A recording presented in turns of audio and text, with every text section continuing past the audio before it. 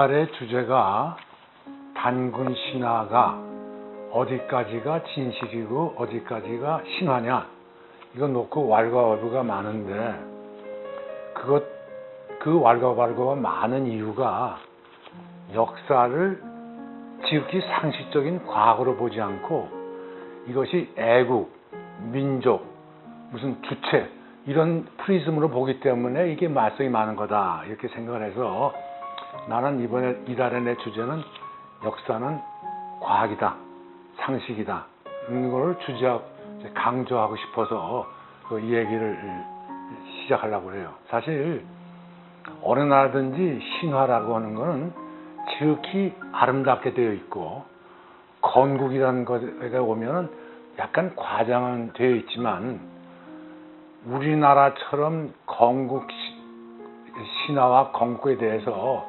이렇게 갈라지고 서로 원수처럼 싸우고 그 학설을 놓고 그런 나라는 없어요. 근데 그 이유가 바로 그 과거를 보지 않기 때문에 그렇다. 그래서 좀 쉬운 얘기를 해서, 소위 말해서 제야 역사학자라는 분들이 대마도는 우리 거다 그래요.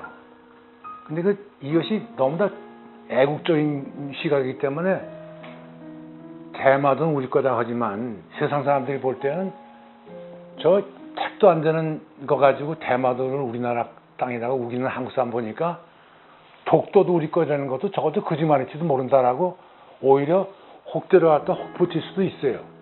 또 고구려, 이거 우리 역사하고 만주 우리나라 땅이다 하다가는, 잘못하다가는 중국한테 평양도 중국 땅이다라고 오히려 역습을 당할 수도 있어요. 그러니까 어디까지나 과학은 과학이어야 되고 상식은 상식이어야 된다, 그런 의미에서 지금 과학적으로 봐야 되겠다 하는 생각이 들어요. 그럼 첫 번째 주제가 도대체 한국이라는 사람, 한족, 그 중국의 한족이 아니라 그 한국의 한족, 그것이 그런 개념이 언제부터 시작됐느냐를 한번 따져볼 필요가 있는 것 같아요. 그걸 따지기 전에 한번 이런 얘기를 한번 해보자고. 그 아프리카에 가면 세렝게티라는 그 지역이 있어요. 그 세렝게티가 탄자니아하고 케니아하고 이렇게 걸쳐 있는 목초지예요. 그럼 여기 그 우기와 건기에 따라서 비가 오는 목초지가 자꾸 달라져요. 그러니까 100만 마리의 누라고는 소 비슷하게 생긴 거 하고, 20만 마리의 얼룩말이 탄자니아에서부터 쭉 올라가요. 그래서 케냐까지 올라가요. 그 다시 케냐에서 이렇게 또 내려와요. 그리고 거기에는 사자, 그 다음에 애기 사슴이란 그 사슴, 그 다음에 뭐 독수리, 하마, 그 다음에 그 악어, 이게 섞어 살아요. 그러면은 얼룩말하고 누가 아프리카의 주인이냐? 그 주인이면 또 어디가 국적이 어디냐? 탄자니아냐? 케냐냐? 이거 물어본다는 자체가 우스운 거라고. 다시 이걸 거꾸로 얘기해서, 만주 땅의 주인이 누구냐?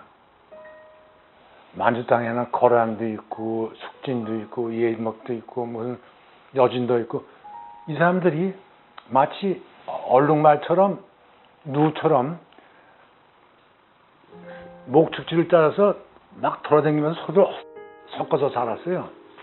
그러면 그 중에 일부였던 고구려, 그 사람들이 이게 우리 땅이다라고 얘기하는 거, 이건 내 땅이다 얘기하는 것 자체가 아주 우스운 얘기라고.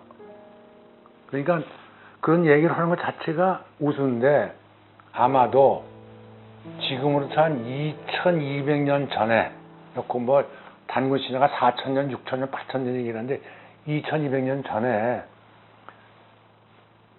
졸본 부열이라는 것이 생겨가지고, 그들이 조금 남하해가지고 압록강 건너 집안 있는 데에 모여서, 그때는 반 농업, 반 목축, 반 사냥을 하면서 살면서 있다가 압록강을 넘어서 평양쯤으로 오면서부터 야, 이게 우리가 좀 한 덩어리인 것 같다. 좀 우리 한 민족인 것 같다. 이렇게 하면서 한이라는 민족이라는 것이 생겨난 거지. 지금 우리가 무슨 뭐 몇천 년의 한민족이라는 것 자체가 이게 말이 안 된다 하는 것이 내 얘기예요. 그럼 이렇게 얘기를 하면은 이제 홍산문화 공부한 사람, 자연역사학자, 그다음에 단군조선을 공부한 사람들이 나한테 굉장히 이 반론이라고 그럴까, 나의 그 얘기를, 지극히 상식적인 얘기를 굉장히 소위 말해서 비난할까, 말도 안 된다고 얘기할지 모르겠어요. 그런 사람들한테 우리 몇 가지 팩트를 갖추고 놓고 한번 얘기를 해보자 하고 내가 얘기를 하고 싶어요. 첫 번째가 언어입니다. 200년 전에 미국에 살던 카우보이나 소위 말해서 농민들이 살던 사람들이 일생을 1000단어 정도 가지고만 살았어요. 그 사람들이 쓰는 단어라는 게 뭐냐면은 무슨 늑대, 버팔로, 말, 그다음에 무슨 소 이런 거에다가 먹는다, 죽는다, 자자, 죽인다, 사냥한다 이런 단어만 가지고 살아도 더 그 이상의 단어가 필요 없었어요. 그것도 마치 조선 사람들도 한족 사람들도 2200년 전에 아마도 1000단어 내지 1500단어밖에 쓰지 않았을 거다. 이런 것이 내 생각이에요. 그러니까 그리고 그것이 지극히 원시적인 단어이기 때문에 만주 동부 삼성의 만주 지역에서 쓰는 소위 말갈족, 선비족, 거란족 무슨 이런 사람들도 지극히 1500개의 원시적인 단어밖에 안 썼기 때문에 서로 쉽게 의사소통을 했다고 나는 생각을 해요. 그리고 아주 단 얘기로 안시성에서 당나라가 쳐들어왔을 때 양만춘이가 이란 사람인지 누군지 하여튼 성주가 그거를 방어를 했잖아요. 성부에서 방어할 때 쉽게 얘기하면 돌을 던져라, 기름을 퍼부어라, 활을 쏘아라, 우리 밥 먹는데 교대 좀 하자, 이런 정도의 단어를 했을 때 말갈족하고 고구려족하고 그렇게 짧은 1500개밖에 안 되는 단어에다가 섞어 살았기 때문에 쉬운 단어이기 때문에 같이 명령을 따르고 같이 싸울 수 있었다고 생각해요. 만약 지금 중국하고 한국 사람들이 러시아 사람하고 전쟁을 한다. 근데 한국 사령관이 야, 이제 너희는 포를 쏘아라, 로켓을 날려라, 전진해라. 이걸 한국말로 했을 때 중국 사람이 알아듣겠어요? 또 중국 사람 사령관이 돼가지고 한다면 한국 사람도 알아듣겠어요? 근데 그때 그게 통했거든. 그게 바로 언어가 1500개 내지 200개를 섞어서 썼기 때문에 통화했을 거다. 그러니까 지금 무슨 그런 사람들의 언어 중에 소위 말해서 형이상학적인 얘기, 이 사람들에게는 홍익인간, 인간이라는 단어는 이건 형이상학적인 단어예요. 그러면 2200년 전에 조선 시대 때 인간이라는 단어를 썼을까요? 그 사람들은 그 인간이라는 단어 무슨 철학, 무슨 지금 말하는 역사, 객관적, 무슨 개념, 해석 이런 게 다 형이상학적인 단어인데 2200년 전에 사람들이 그런 단어를 쓴 적이 없다고 난 생각해요. 그건 나중에 1000년 전에 한문 문자가 들어와 가지고 그 이련이나 김부숙이 썼을 때 이런 단어를 썼지 2200년이 훨씬 전에서는 그런 단어 쓰지 않았고 더더욱 고조선 시대에는 이런 단어를 쓰지도 않았다고 난 생각해요. 언어가 그다음에 문자로 얘기하자고요. 문자. 우리 문자 그러면 한자예요, 한자. 한문으로 썼어요. 한문. 한문이 뭐예요?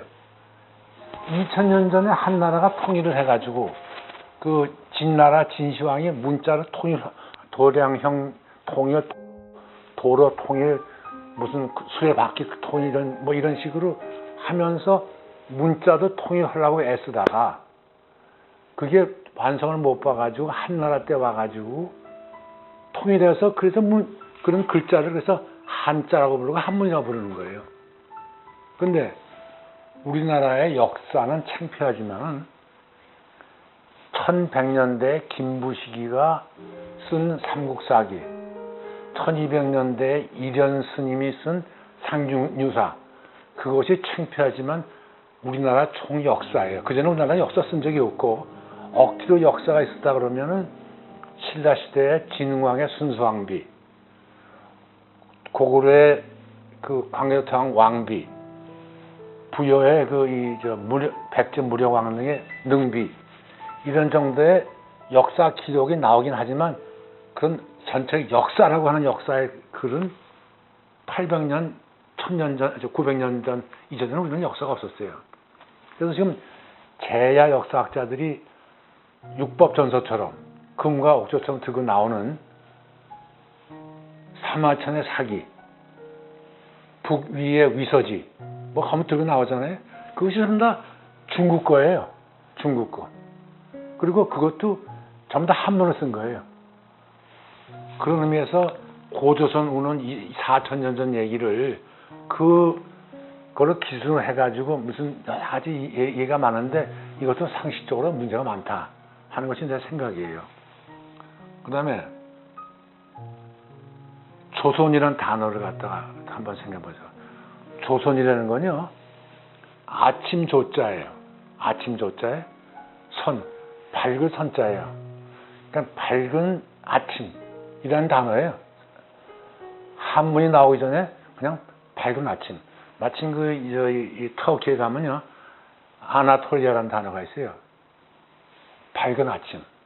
그러니까 원시인들은 전부 다 이 동굴에 살면서 모닥불을 펴가지고 동물이 쳐들어오지 못하게 막으면서 빨리 날이 밝기를 기다렸어요. 왜냐하면 밤에는 야생동물이 쳐들어오니까. 그래서 밝은 아침을 그렇게 그리워했어요. 그래서 조선이라는 말은 그 원시인들이 밝은 아침, 좋아하는 밝은 아침 땅, 그걸 얘기한 거예요.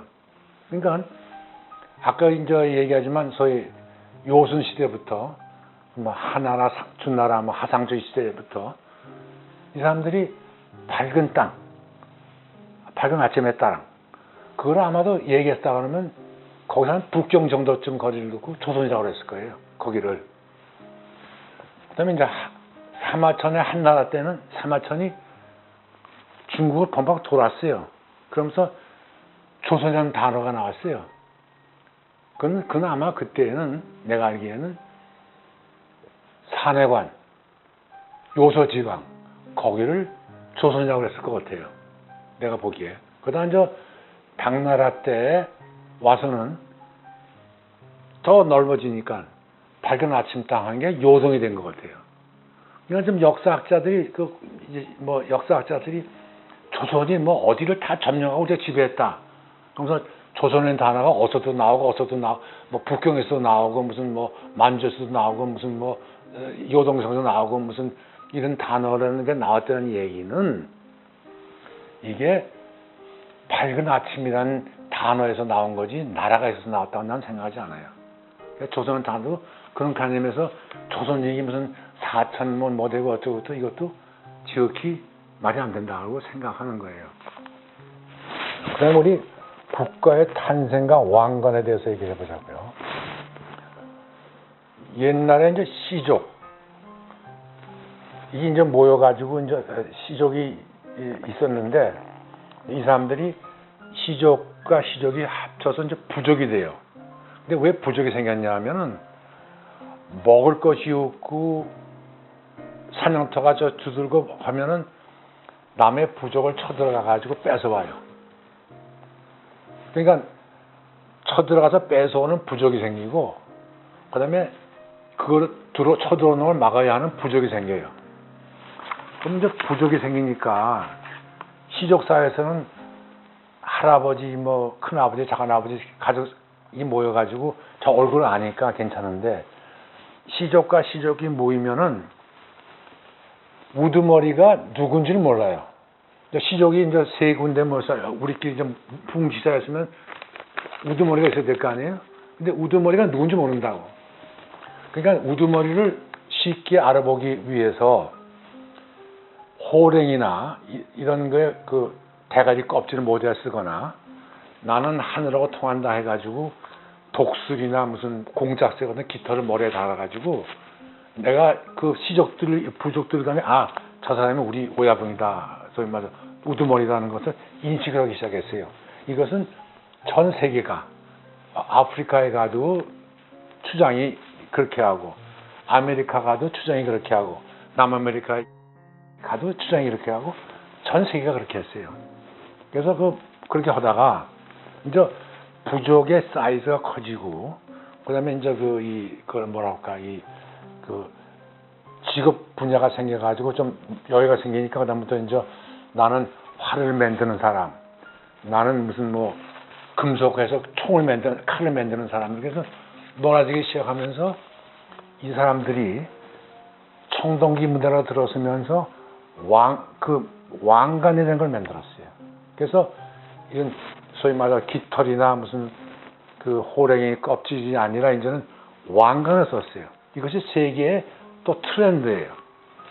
그러면 그때 왕관 썼다는 얘기는 뭐냐면 석기 시대에서 청동기 시대로 들어갔고 청동기 시대에 들어가면서 그런 왕관이 생기기 시작한 거라고. 이건 유럽이나 어디 가나 똑같아요. 그러면 우리나라의 청동기 시대에 들어가지고 왕관이 나온 것이 언제냐? 여지껏 역사를 보면요. 신라의 왕관, 그 다음에 그 백제의 왕관, 그 무려왕관, 그 전에는 왕관이 없었어요. 무슨 얘기냐면 청동기 시대에 들어갔다는 거에 대해서 본격적인 철기 시대에는 삼국시대다 이렇게 본다 이거예요. 그리고 그때가 소위서 국가라는 사이즈가 생기고 그리고 한자로 국자라는 것도 보면은 땅 위에 사람이 있고 창과 칼이 있고 바운더리가 있다는 게 국자 아니에요? 그 국가라는 게 그때부터 형성된 거예요. 그러니까 4,000년 몇천 년 하고 하는 그런 얘기는 이것도 또 우리가 현실성이 없는 얘기다. 해서 내가 그 얘기하고 싶어요. 그 다음에 숫자. 이거 우리나라 역사하는 게 아니라 전 세계 역사하는 사람들이 소위 말해서 과정이 많죠. 뭐 적벽대전 그러면 조조가 100원을 데리고 오고 또 살수대처음은 70만 원 죽이고 이거 전부 다 내가 보기에는 너무나 이제 과대된 숫자예요. 전예로 하나 얘기할게요. 조선시대의 인구가 말이죠. 10만에서 15만을 왔다 갔다 했어요. 그걸 넘어선 적이 없어요. 뭐냐면 인구가 10만이 돼서 이제 되면은 자꾸 애를 낳아요. 이거 인구가 늘어나요. 15만이 됐다. 그러면 하수도가 아주 더러워져요. 그러면 수인병이 생겨요. 그래서 이질, 콜레라 이런 식으로 해서 죽어버려요. 그래서 막 시금을 갖다 버리고 그래서 사람이 죽으면 다시 10만 원 내려와요. 그럼 다시 또 물이 깨끗해져요. 그럼 또 거기서 또 애를 많이 낳고 살다가 보면 또 15만 되면 또 물이 들어와서 수인병으로 죽어요. 그래서 조선조 500년 동안에요. 인구가 10만에서 15만을 왔다 갔다 해서 물론 임진왜란 때 훨씬 더 줄어들었지만 그랬어요. 그러다가 소위 말해서 대한제국 말엽 을사보적 전후 때 이제 노량진에 수조원이 생기고 뚝섬에 저수지가 생겨가지고 상수도가 돼가지고 갑자기 100만이 되는 거라고요. 근데 왜 이런 얘기를 하냐면 이 조선조의 세종시대 때 가장 인구가 많았던 것이 70만 호에 210만이래요. 근데 많은 역사학자들이 화전민으로 세금 안 내려고 도망간 사람, 노예로 도망간 사람, 그 다음에 세금 덜 내려고 머리 숫자를 죽인 사람, 이러면서 해가지고 250만 내지 정도가 내지 300만이 조선조의 태평성대에 가장 많았을 때가 250만 정도다. 그러면 그리고 고려에 그 몽고가 쳐들어오기 전에 가장 인구가 많았던 게 송나라의 고려에서 뭐라 하면 210만이라고 나와요. 그러면 이걸 조선조 250만, 고려 210만 역으로 예상하면은 고려, 신라, 백제를 내가 쭉 인구를 재산해 보면 가장 리저너블한 타당성 있는 인구가 고려가 100만, 백제가 80만, 신라가 70만이에요. 그리고 고려 100만에 30만이 20만 정도가 만주 땅에 있었고 압록강 이하는 70만 내지 80만이다. 이것이 타당성 있는 인구예요. 내가 왜 이런 얘기를 하냐면은 그 고구려 70만서부터 100만 이것이 그 이 평양성서부터 요동성까지 세금을 걷어들이고 외국에 누가 침략을 받았을 때 방어도 해야 되고 행정도 해야 되고 또 세금을 걷어들였으면 평양으로 걷어들인 곡식이나 뭐든 날라야 되고 하는 그 인프라 조직 지금 우리가 이 유럽의 유로라는 달러를 보면은 전부 다 뒷면이 뭐냐면 로마 시대의 다리하고 도로하고 이거 성하고가 그 그림이에요. 지금도 유로 돈이 전부 다 그거예요. 그만큼 세계를 정복했다. 큰 나라 영토를 가졌다 그러면 인프라, 도로, 교량, 성벽 이런 것이 다 남아 있어야 돼요. 그러면 세계 역사 얘기하면은 페르시아, 그리스, 로마, 그다음에 인도, 그다음에 하다못해 중국의 서한성에부터 실크로드 이렇게 남아 있잖아요. 4천년 되고 그렇게 큰 역사의 영토를 가졌다고 하면 최소한으로 하나의 인프라도 있어야 돼요. 그게 하나도 없잖아요. 그러니까 이것도 좀 생각해 봐야 된다. 그래서 이런 네 가지 팩트를 놓고 언어, 그 다음에 국가라는 개념, 그 다음에 인구라는 개념, 숫자라는 개념 이런 걸 모든 걸 봤을 때 4천년 운운은 너무 과장된 게 아니냐.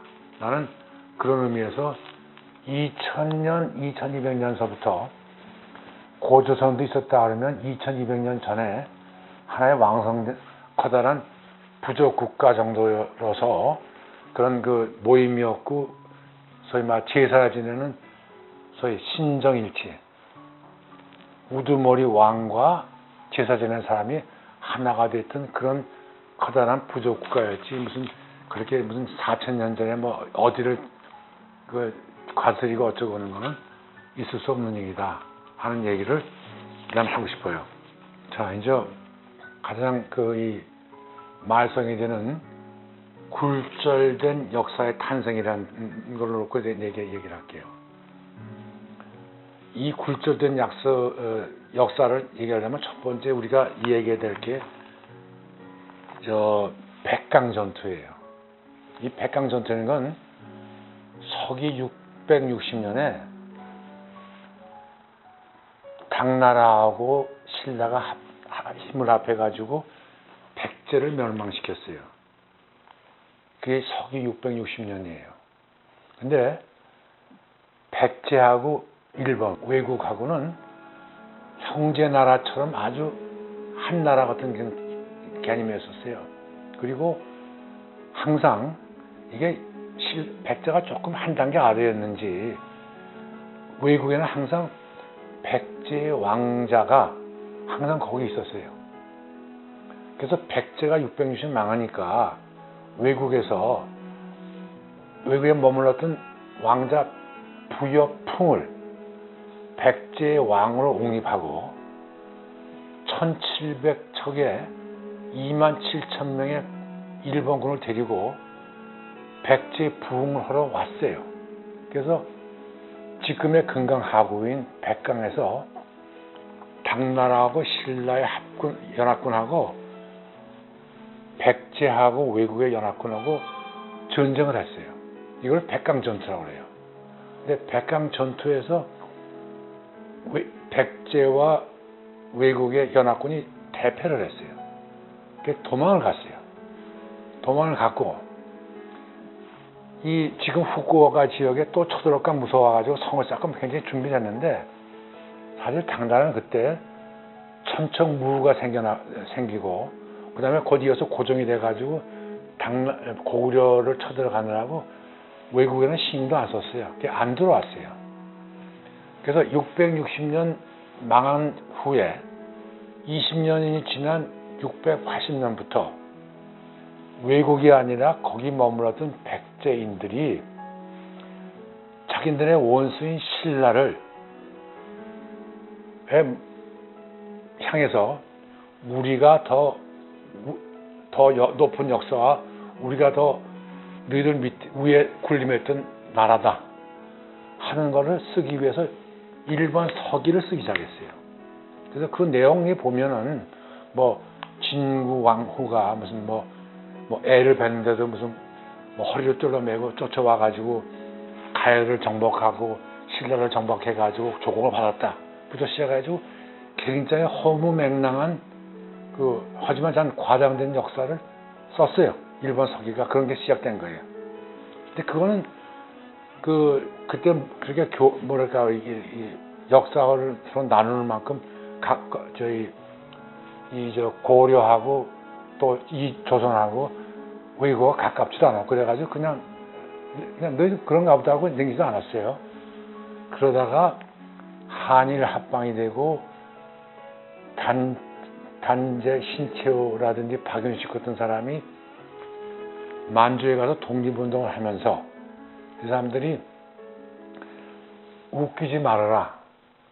너희 2000년, 3000년 역사, 우리는 4000년의 역사다 그러면서 고조선 역사를부터 시작하면서 4000년, 4000 몇백 년 된 거를 삼중유사이나 이런 데서 따오면서 그거를 하나의 역사로 이제 기술하기 시작을 했어요. 그러면서 그 사람들이 이제 이 얘기를 하면서 이제 그것이 해방 정국에 오면서 어떻게 됐냐면은 그 단체 신채호나 이런 사람들 역사학을 받아들인 사람이 어떤 일이 벌어졌냐면 한국에서 그때 이병덕 같은 사람이 이제 일본에 가서 실증주의 역사라는 걸 배워가지고 왔어요. 실증주의 역사라는 게 뭐냐면 역사는 이 사마천의 사기다 무슨 위증이다 이런 것이 중심이 돼서는 중심이 물론 하나의 역사의 레퍼런스 참고는 되지만 역사는 실증주의 돼야 된다.